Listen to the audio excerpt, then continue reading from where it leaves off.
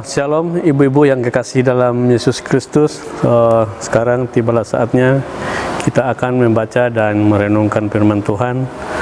Sebelum kita membaca dan merenungkannya, mari kita minta pertolongan dalam Tuhan. Kita berdoa. Segala puji dan syukur kami naikkan kepada-Mu ya Bapa di sorga, Bapa yang selalu hadir di dalam persekutuan kami, di dalam kehidupan kami lepas pribadi kami Tuhan.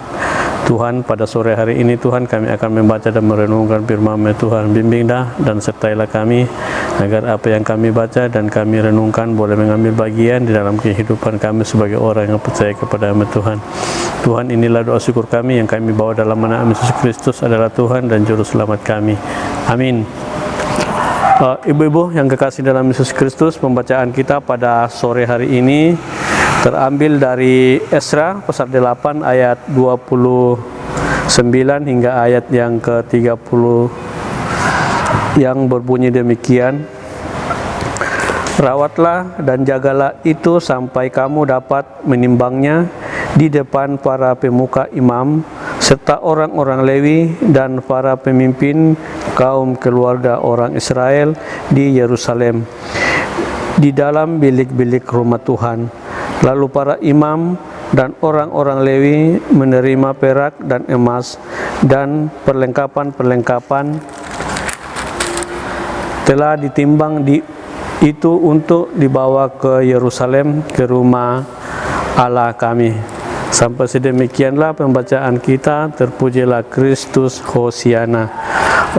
Ibu yang kekasih di dalam Yesus Kristus, pembacaan kita pada sore ini diberi judul dari sinode, rawatlah dan jagalah dengan setia. Ibu-ibu yang dikasihi Tuhan, dipercaya untuk merawat dan menjaga sesuatu yang paling bernilai di dunia ini bukanlah perkara yang sangat mudah. Tidak semua orang bisa melakukan dengan setia apa yang telah diberikan atau dipercayakan kepada orang itu atau orang tersebut itu. Ada sebuah kisah di internet, seorang pekerja mengambil sebuah permata atau berlian milik bosnya. Nah, orang ini mencuri atau yang biasa lazim disebut sekarang adalah mencuri barang milik bosnya atau majikannya. Jadi orang ini membuat atau memicu sebuah diplomatik antara dua negara sehingga menimbulkan atau memicu pembunuhan dan krisis yang dilakukan oleh orang-orang ini atau negara ini karena si pencuri ini tadi mengambil milik bosnya yang atau perhiasan bosnya yang diambil dengan harga yang sangat mahal, dengan harga senilai kurang lebih ratusan miliar atau triliunan rupiah. Jadi itu sangat mahal sekali harganya karena barang ini susah. Jadi kepercayaan yang diberikan kepada majikan itu tidak semua orang bisa melakukan atau setia melakukan apa yang telah diberikan kepada kita atau kepada majikan yang memberikan kepada kita. Jadi ibu-ibu yang kekasih dalam Yesus Kristus, si pencuri ini dia sangat ketakutan dan dia untuk bisa mengembalikan ketakutannya, dia menjadi biarawan kurang lebih 3 tahun, tetapi masih tetap dia trauma dan dia melanjutkan lagi dirinya sebagai pulang ke kampungnya atau ke desanya dengan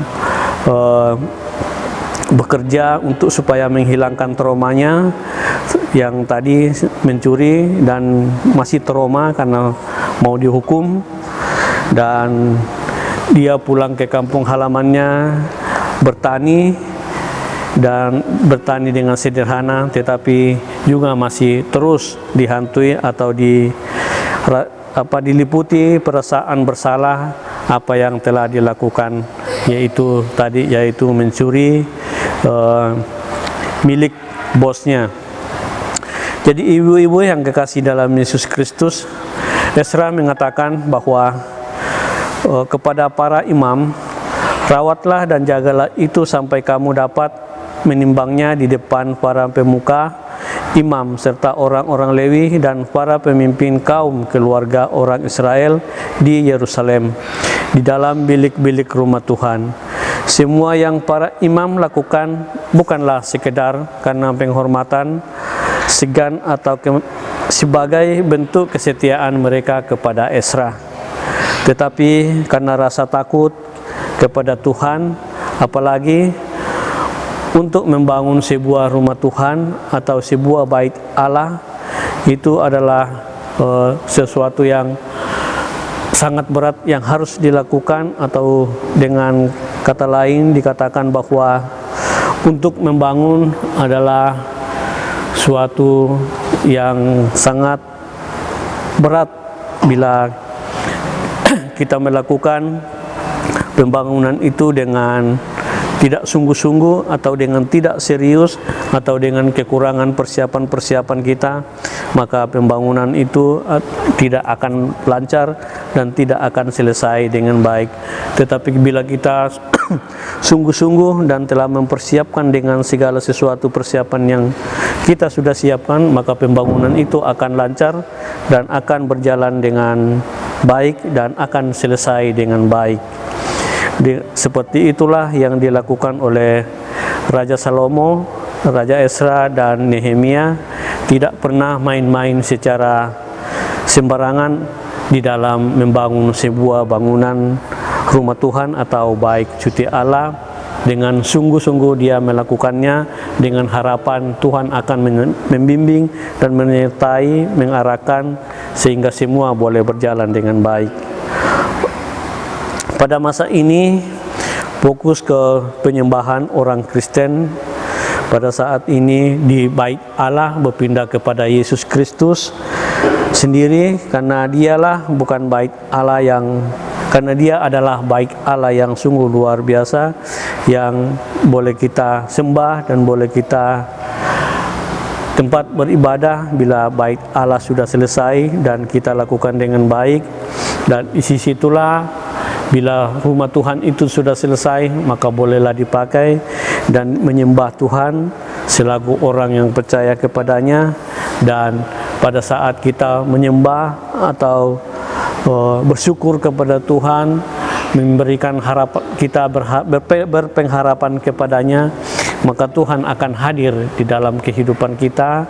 Apa yang kita lakukan, apa yang kita minta, Tuhan akan penuhi bila kita sungguh-sungguh memintanya dan sungguh-sungguh melakukan di dalam kehidupan kita sebagai orang yang percaya kepada Yesus Kristus.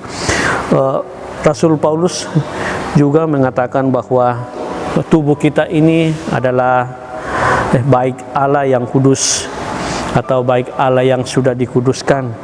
Jadi kita sebagai ibu-ibu, sebagai orang yang sudah percaya kepada Allah, marilah kita merawat diri kita, marilah kita merawat iman percaya kita, keluarga kita, persekutuan kita, agar apa yang kita doakan selalu, apa yang kita harapkan kepada Yesus Kristus akan diberikan kepada kita dan akan kita dapati di dalam kehidupan kita sebagai orang yang percaya kepadanya.